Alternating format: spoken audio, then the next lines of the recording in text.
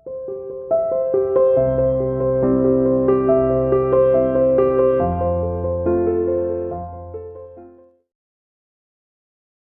students, welcome to CR International School online classes. Dear students, today we discuss lesson number 2, basic accounting terms part number 2.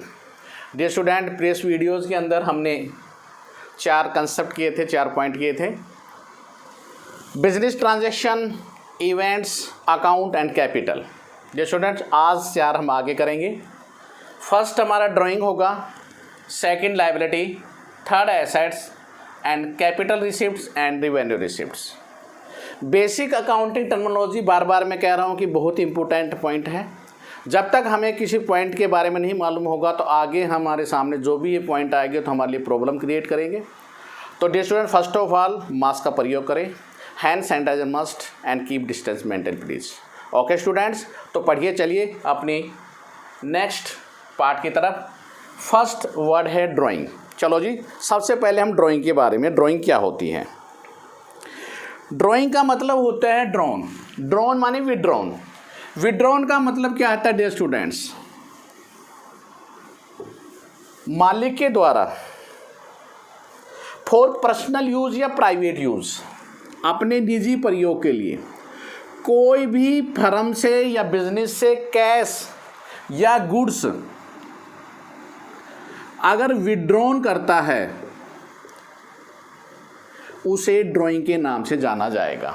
तो drawing का meanings क्या हुआ? Drawings means that for personal use या private use के लिए मालिक के द्वारा फर्म में से या कोई भी पैसा विड्रॉन किया जाता है या goods.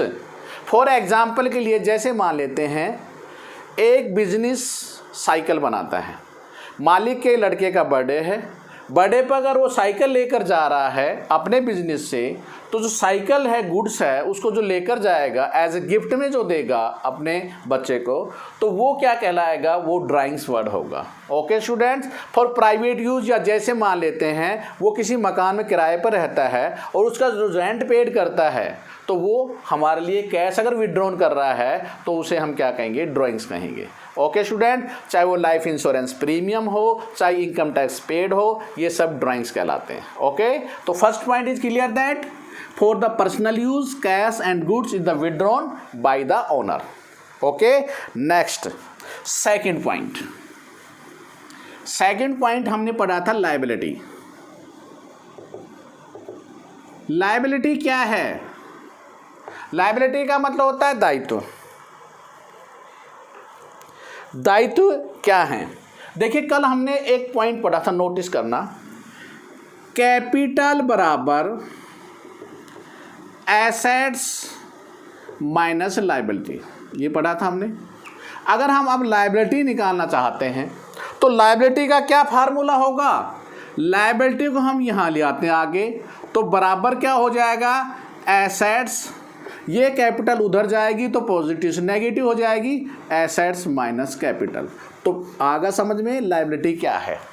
Liability is equal to assets में से अगर कैपिटल को लेस कर देंगे तो हमारी लायबिलिटी कहलाती है। लायबिलिटी का मतलब होता है फर्म ओज टू आउटसाइडर। ओज माने होता है मांगने वाले, टू आउटसाइडर। देखिए, बाहर के मांगने वाले इसका क्रेडिटर, लेनदार, ये हमारी लायबिलिटी है। और माने मांगने वाले, आउटसाइडर में बाहर के मांगने वाले, तो उसे कहेंगे हम लायबिलिटी। अब लायबिलिटी में भी 2 बातें हैं। देखिए, कल हमने कहा था कि बिजनेस का ओनरशिप सेपरेट एंटिटी होती है, अलग पृथक अस्तित्व माना जाता है। तो मालिक ने जो कैपिटल लगाई है डियर स्टूडेंट्स, ऑनर ने, तो लायबिलिटी सच आर पहले 2 टाइप्स हम पढ़े। नंबर 1 इंटरनल और दूसरी क्या होगी? एक्सटर्नल। तो इंटरनल कौन सी? ऑनर ने जो कैपिटल लगाई है वो एक इंटरनल लायबिलिटी है, और एक्सटर्नल कौन सी है? जो आउटसाइडर, जैसे कोई भी हम उधार माल खरीदते हैं तो वो क्रेडिटर जो होगा वो हमारी क्या कहलाएगी? या मान लेते हैं हमने बैंक में अकाउंट खुलवा रखा है और बैंक ने हमें वो फैसिलिटी दे रखी है, हमने उससे ज़्यादा पैसा विड्रॉ कर लिया, जिसे हम कहते हैं बैंक ओवरड्राफ्ट।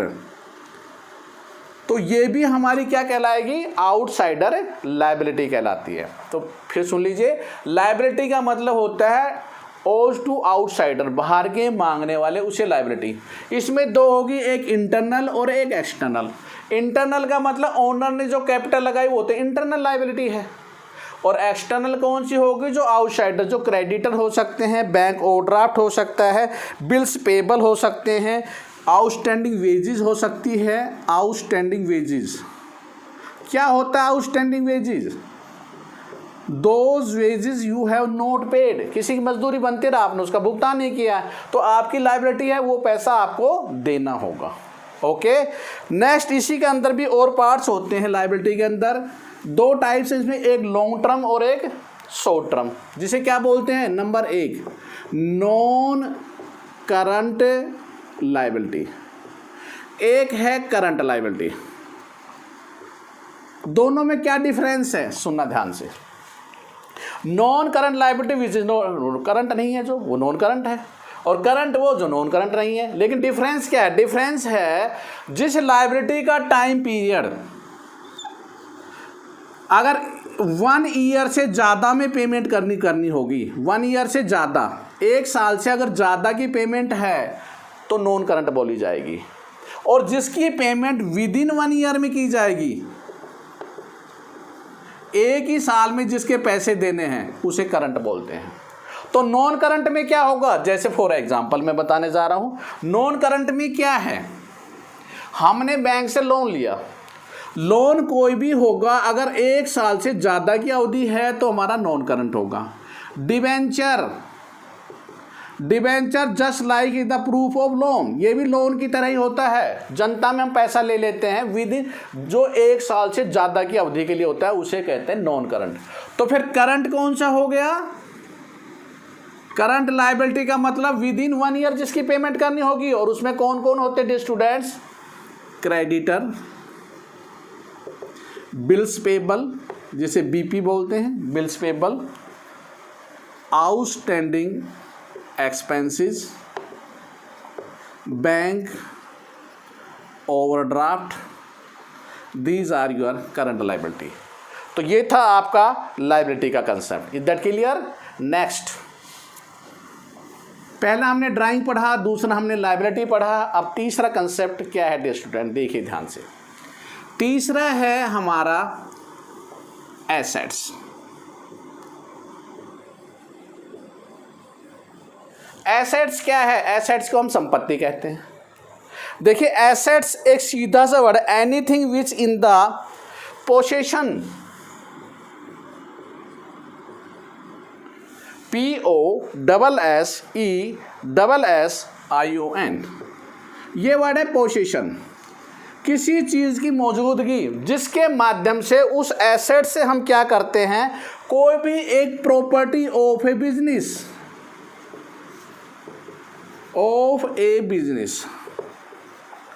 उस प्रॉपर्टी बिजनेस को क्यों यूज करते हैं हम, क्या, क्योंकि हम प्रोडक्शन करना चाहते हैं।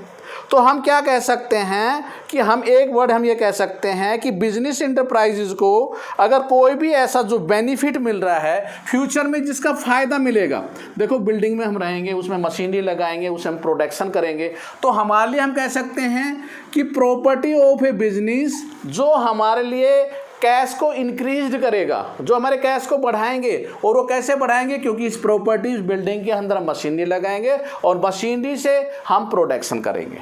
तो एसेट्स हमारे लिए एक पोसेशंस है as the property of a business. वो क्या क्या हो सकती हैं जिससे फ्यूचर में हमें बेनिफिट मिलेगा, cash in hand, cash at bank, debtor, bills receivable, जैसे हमने बोला था डेटर वैसे bill receivable, furniture, land and building, plant and machinery, computer etcetera. तो these are the some assets जो हमारे लिए हमारे फ्यूचर में किसी प्रकार के कैश को इंक्रीज करती हैं। देखो कैश आपके हाथ में आपके एसेट्स है, अमानत है, आपकी धरोहर है। कैश एट बैंक, बैंक में रुपए, वो भी कैश है आपका। डेटर माने जो माल आपने उधार माल बेचा उससे हमें डेटर प्राप्त होंगे। BR डेटर से ही BR एक बिल रिसीवेबल हुआ, वो भी डेटर से ही बना है। फर्नीचर, जितनी भी हमारे पास फर्नीचर है, स्पोर्ट्स इक्विपमेंट है, लैंड एंड बिल्डिंग है, प्लांट एंड मशीनरी है, कंप्यूटर है, ऑल आर आवर एसेट्स। तो these are the meaning of the assets. अब एसेट्स में क्या कहता है, जो acquired at a major money of the cost, जिसकी मुद्रा में मापन किया जाता है, पैसे में दिखाया जाता है। अब एसेट्स को क्लासिफाइड कैसे करेंगे, जैसे लाइबिलिटी को क्लासिफाइड किया था वैसे हम एसेट्स को भी क्लासिफाइड करते हैं। सबसे पहले नॉन करंट एसेट्स। तो डियर स्टूडेंट, नॉन करंट है, अभी हमने पढ़ा था करंट लायबिलिटी और नॉन करंट लायबिलिटी में। नॉन करंट एसेट्स वो एसेट्स होती है जिनका जीवन काल, जिसकी लाइफ टाइम 1 वर्ष से ज़्यादा की अवधि के लिए होती है, 1 साल से ज़्यादा। जैसे लैंड एंड बिल्डिंग है, लैंड एंड बिल्डिंग। तो dear student, land and building क्या होगी dear students, non current assets होगी, क्योंकि बिल्डिंग 1 साल के लिए तो बना नहीं सकते, काफ़ी लंबी अवधि तक हम इसे प्रयोग करते हैं। प्लांट एंड मशीनरी, फर्नीचर, तो हम कह सकते हैं जिसकी life time more than 1 year, जिसका जीवन काल 1 वर्ष से ज़्यादा होगा, वो हमारी नॉन करंट एसेट्स कहलाती हैं। तो नॉन करंट एसेट्स के बाद नॉन करंट में भी 2 वर्ड हैं, सुनना ध्यान से। नॉन करंट में हम पढ़ेंगे एक टेंजिबल, एक इंटेंजिबल। वर्ड देखो नॉन करंट में, टेंजिबल TANGIBLE, टेंजिबल, और एक है intangible. Tangible we can touch and see, हम जिसको देख सकते हैं, छू सकते हैं। बिल्डिंग है, प्लांट एंड मशीनरी, फर्नीचर, ये टेंजिबल है। इंटेंजिबल का मतलब होता है we can not touch and see, हम ना तो उसको टच कर सकते हैं ना देख सकते हैं, वो इंटेंजिबल होती है। तो इंटेंजिबल कौन कौन सी asset dear students, goodwill, patent, trademark, copyright, these are your intangible assets. Okay students, तो इसमें नॉन करंट एसेट जिनकी लाइफ टाइम 1 वर्ष से ज़्यादा होती है स्टूडेंट्स। और इसमें क्या पढ़ा आपने, टेंजिबल और intangible. Tangible we can touch and see, for example plant and machinery, furniture, land and building. Intangible we can not touch, only feel that, goodwill, patent, trademark, copyright. Okay, goodwill just like your reputation, name and fame. Non current के बाद दूसरा point क्या है students, non current के बाद current assets. अब current assets कौन सी होती हैं, जिनका life time with in 1 year, जिसको हम ये कह सकते हैं 1 साल में, जिसको कैश में कन्वर्ट कर सकते हैं। Convert into cash with in 1 year, जिसको 1 साल में रुपए में बदल दे, उसे हम करंट एसेट्स कहते हैं। देखिए, बिल्डिंग है, विद इन 1 ईयर में कन्वर्ट नहीं हो सकती है, ठीक है, कभी बिक सकती है, लेकिन विद इन 1 ईयर नोट। तो विद इन 1 ईयर वर्ड आया है जिसको करंट एसेट, जिसके लाइफ टाइम 1 साल से कम होगा। वो कौन कौन सी, cash in hand, cash at bank, तो कैश में कन्वर्ट ही है। Debtor, bills receivable, stock, prepaid expenses, तो these are your current assets. Okay students, तो ये था नॉन करंट, जिसमें टेंजिबल, इंटेंजिबल और करंट एसेट्स। नेक्स्ट है इसके अंदर नॉमिनल या फिक्सियस एसेट्स क्या होती हैं। नॉमिनल या फिक्सियस एसेट्स,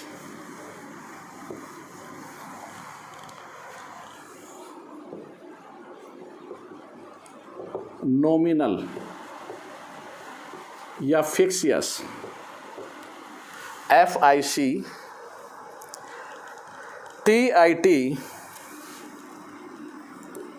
FICTIOUS, फिक्सियस एसेट्स। क्या है फिक्सियस एसेट डियर स्टूडेंट, देखो those assets are can not be realized in cash, ऐसी संपत्ति जिसको कैश में रियलाइज नहीं कर सकते, नॉट रियलाइज्ड। देखो और जितनी अभी भी एसेट्स पढ़ी हमने नॉन करंट एसेट्स, उसको हम कैश में रियलाइज कर सकते हैं, कैश में कन्वर्ट कर सकते हैं। लेकिन नॉमिनल एसेट नाम मात्र जिसे बोलते हैं या फिक्सियस एसेट्स बोलते हैं, कैश रियलाइज्ड नोट, कैश में नहीं। तो वो क्या होते हैं, अगर प्रॉफिट एंड लॉस में आपको लॉस होगा, डेबिट बैलेंस है, तो लॉस हमारी क्या होगी, एसेट्स होगी, वो भी फिक्सियस एसेट्स। या कोई भी ऐसा एक्सपेंडिचर जैसे एडवर्टीजमेंट एक्सपेंसेस, ये भी हमारी नॉमिनल एसेट्स कहलाती हैं। Can not realize in cash is called fictitious assets और नॉमिनल एसेट्स। ओके, P&L का डेबिट बैलेंस हो सकता है, advertisement expenditure, advertise suspense expenses, suspense advertise expenses, as well as, चाहे एडवर्टीजमेंट एक्सपेंसेस बोलते हैं या सस्पेंस बोल देते हैं, एडवर्टीज सस्पेंस अकाउंट, वही हमारी कहलाती है फिक्सियस एसेट्स। ओके स्टूडेंट्स, नेक्स्ट अब हमें एसेट्स के बारे में भी नॉलेज होगी। लास्ट क्या था, फोर्थ पॉइंट, कैपिटल रिसिप्ट्स और रिवेन्यू रिसिप्ट्स। तो सबसे पहले हम पढ़ेंगे कैपिटल रिसिप्ट्स।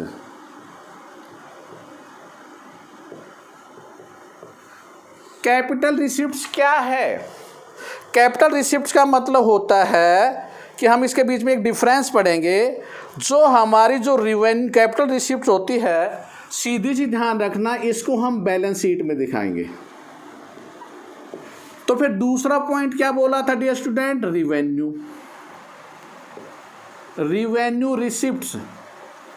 तो इसे कहाँ दिखाएंगे, इसे दिखाएंगे trading and profit and loss account में। कहाँ दिखाएंगे dear students, trading and profit and loss account.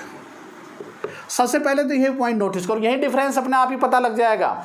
Capital receipts और revenue receipt, those receipts are shown in the balance sheet is called capital receipts and those are shown trading and profit and loss account are called revenue receipts।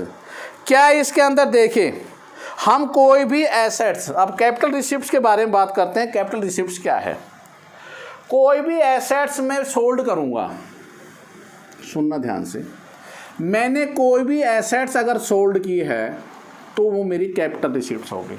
Investment assets, कोई भी fixed asset उसको sold किया है तो ठीक है।